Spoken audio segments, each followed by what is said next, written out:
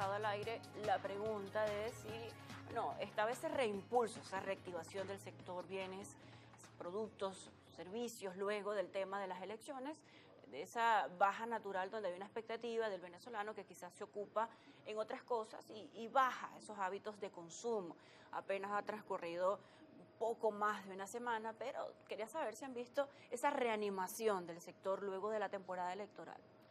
Bueno, nosotros insistimos, siempre que hay un evento electoral, cual fuese, hay la tentación también de un gasto público importante y eso puede incidir en el aspecto inflacionario. Y por supuesto, cuando tú ves que tu presupuesto te alcanza para menos cosas, insistimos, vas a priorizar y ahí viene la disminución de ese consumo. Nosotros aspiramos que las medidas que se estén tomando para el control de la inflación, para la reducción del tamaño del Estado, para la colocación de mayor porciones de divisas para bienes esenciales como tales, pueda tener un impacto positivo. Siempre tenemos que tener una actitud proactiva, que por eso estamos aquí, por eso somos empresarios, precisamente porque creemos en este país y decidimos quedarnos y trabajar juntos con quienes tomen decisiones en ese sentido. También hay Entonces, una aspiramos que eso sea participación, así. en esa aspiración hay también una acción, hay una participación con respecto a esta propuesta de diálogo estructurado para sentarse a conversar con los entes de gobierno, con el alto gobierno justamente para conocer de cerca todas esas nuevas medidas, todas esas decisiones y también tener de alguna forma una voz activa. ¿Cómo es esta propuesta? ¿En qué consiste ese diálogo estructurado propuesto por Consecomercio? Ese diálogo estructurado, un lenguaje muy coloquial, no es más que otra cosa que buscar no sorprender en la buena fe a ningún funcionario público, ir ya con una agenda preestablecida de discusiones sobre temas que nosotros creemos que son esenciales, temas de los servicios públicos, temas de la armonización tributaria, del financiamiento bancario, de la simplificación de trámites, de las zonas económicas especiales, de educación, de ciencia, de tecnología, cómo incorporarla. Por ejemplo, nosotros vimos con buenos ojos la propuesta de reforma del Código de Comercio, que desde 1955 fue su última reforma, pero ahí no se habla de comercio electrónico, ahí se habla de sociedades mercantiles también, las cuales hoy en día están en desuso. O sea, hay una serie de herramientas en las cuales nosotros podemos participar. Entonces, si usted quiere ser escuchado, usted no puede partir del hecho de descalificar a ese otro actor, que es el actor que va a diseñar políticas y ejecutar políticas públicas. Nosotros con respeto queremos sentarnos en esa mesa de discusión para que precisamente el sector comercio y servicio, que tiene unas particularidades, unas características muy específicas, tenga una vocería importante en cada una de esas instancias. Tuvimos la oportunidad hace poco, hace un par de meses, de conversar también con la vocería principal del área del comercio electrónico y también ha tenido un protagonismo importante en la movilización, en la suma de los números en la economía venezolana, exactamente en esta parte de factores modernos de comercio electrónico. ¿Cómo ha sido también esa contribución que ha hecho la parte electrónica o tecnológica al sector comercio venezolano? Bueno, esa es la megatendencia y aquí el comercio que no se vaya adaptando a esos cambios, a esas adaptaciones, por supuesto, que va a quedar fuera de un mercado que es amplio también. El consumidor tiene un menú de opciones, pero las primeras alternativas o vehículos de comunicación, de acceso a la información, están en las redes sociales también, están en las plataformas electrónicas. Entonces tú tienes que irte adaptando en tu comercio. Puedes tener un kiosco, puedes tener un gran supermercado, una ferretería, pero todos tienen que estar alineados con eso. Además, los sistemas administrativos tienes que actualizarlos, tienes que hacerte cada vez más eficiente. Más aún, en este mundo de complejidades, de todo este conjunto de factores que te hablé anteriormente, si no eres eficiente, por supuesto que tienes un comercio que está destinado al fracaso, porque ni es visto por un lado, ni la estructura de costo te va a permitir mantenerte. Entonces tienes que jugar a ese equilibrio económico comunicacional.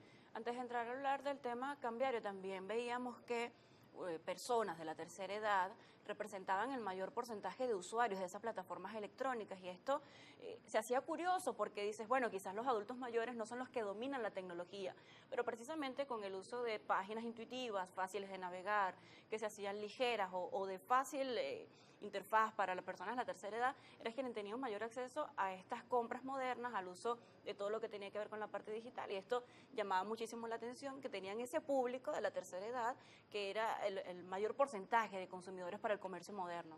Sí, afortunadamente es así.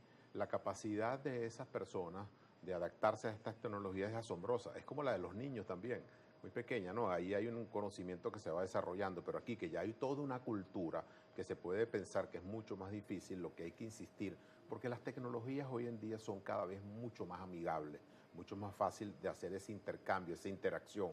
Entonces, eso es unos mecanismos en los cuales el comercio ha ido profundizando. Nosotros queremos seguir haciendo inversión en innovación, en tecnología, por eso también necesitamos los recursos también de ciencia y tecnología para que sean reinvertidos en una prestación de servicio mucho más eficiente, más amigable, más accesible y menos costosa al consumidor. Por supuesto, ha sido noticia en estos días el tema cambiario, la detención de más de 25 personas involucradas con respecto a los portales que mantenían tarifas paralelas o por encima de la tasa oficial del Banco Central de Venezuela para el canje del dólar. Estas personas fueron detenidas, estas páginas no se fueron a cero, marcan un bolívar, y hay un operativo también de la SUNDE en la calle supervisando los comercios de que se haga uso oficial de la tasa del Banco Central de Venezuela y también informando a los usuarios sobre esos derechos que tienen a la hora de adquirir un producto, de disfrutar de un servicio. Pero me gustaría conocer desde Consecomercio, bueno, ya sabemos que esto es beneficioso, ya sabemos que esto ha sido positivo de alguna forma para todo el tema de las transacciones, pero con respecto a la opinión puntual, ¿qué opina José Gregorio Rodríguez si esto realmente es la solución a este problema cambiario y a este problema que ha habido con respecto a esa diferencia en la interacción cambiaria? Bueno, queremos también manifestar públicamente que la posición oficial de Consecomercio es un llamado al cumplimiento de la legalidad, una institución seria que agremia comercios formales, que somos contribuyentes, no puede hacer un llamado distinto que al cumplimiento de la legalidad. Entendemos que es una situación coyuntural que afecta el patrimonio, el inventario de las empresas, pero no podemos hacer un llamado distinto. Ahora, usted no tiene solo la opción del dólar también, usted tiene un menú de opciones de las cuales estén publicadas por el Banco Central de Venezuela, sin hacer uso de una moneda de referencia distinta a ellas también. Pero más allá de eso, pensamos respetuosamente que hay que atacar las causas y no las consecuencias. Entonces, como esto es coyuntural, ahorita estamos planteando también de manera transitoria que se suspenda por un tiempo de 90, de 120 días el impuesto a las grandes transacciones financieras, se permita unas transferencias interbancarias que hoy en día no las puedes hacer ni personas naturales ni personas jurídicas dentro de una institución, y eso podría motivar a que haya una movilidad circunstancial para que no busquemos unos mercados que son mucho más costosos cuando no consigues una moneda al precio oficial. Lo ideal sería que todo lo que pudiéramos nosotros acceder sea a través del sistema oficial, pero sabemos que es insuficiente y no porque no quieran, no porque el gobierno no quiera colocar, es que no hay las suficientes divisas para ofrecerlas al mercado, y eso lo entendemos, y hay que priorizar en el área de salud, en el área de educación, en el área de alimentación, pero tenemos que buscar que esas otras masas de dinero que están en las casas de las familias puedas estimularlas a que les incorpores también al sistema de financiamiento y movilidad económica, pero el IGTF ahorita es una barrera para que eso suceda.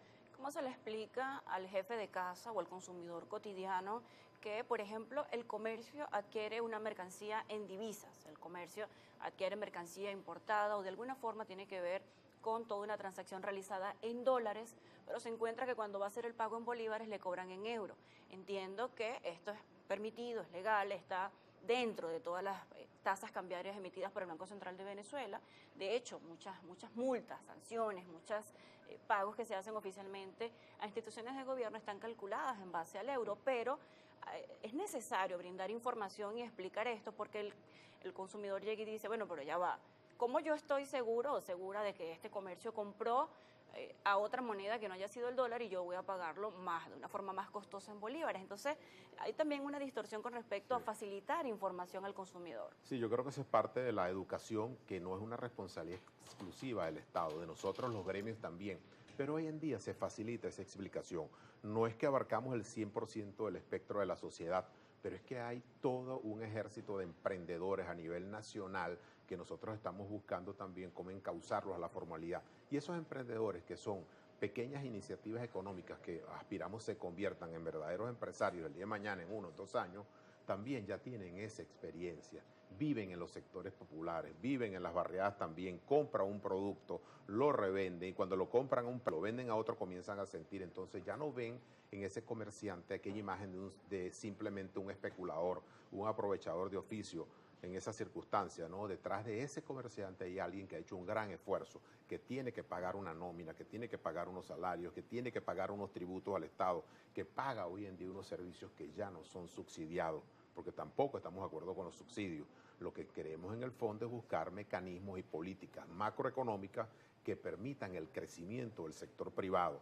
¿Para qué? Para que se genere riqueza, para que tributemos más, para que podamos nosotros otorgar mejores remuneraciones también, y ahí se active ese círculo virtuoso de la economía, del consumo.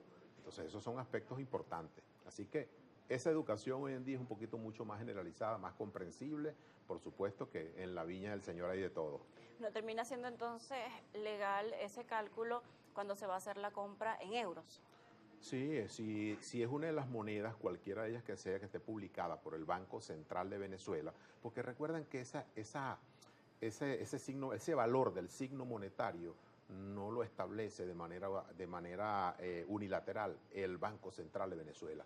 Ese valor de la moneda viene desprendido de las posiciones de los 7 primeros bancos del país en la mesa de dinero, cómo se cotizan ese tipo de valores. Entonces es un valor de mercado realmente, es un valor de mercado que pensamos que falta todavía llegar a un término mucho más real, pero a la vez falta colocar mucha más disposición de divisas para que haya un equilibrio entre el costo real, el Producto Interno Bruto de un país y los bienes y servicios que tú demandas como economía. Esa distorsión cambiaria que tanto preocupa a los comerciantes en nuestro país. Hemos llegado al final de la entrevista. José Gregorio Rodríguez, presidente de Concecomercio, gracias por acompañarnos en Primera Página el día de hoy. Nosotros hacemos un corte, quedan en este momento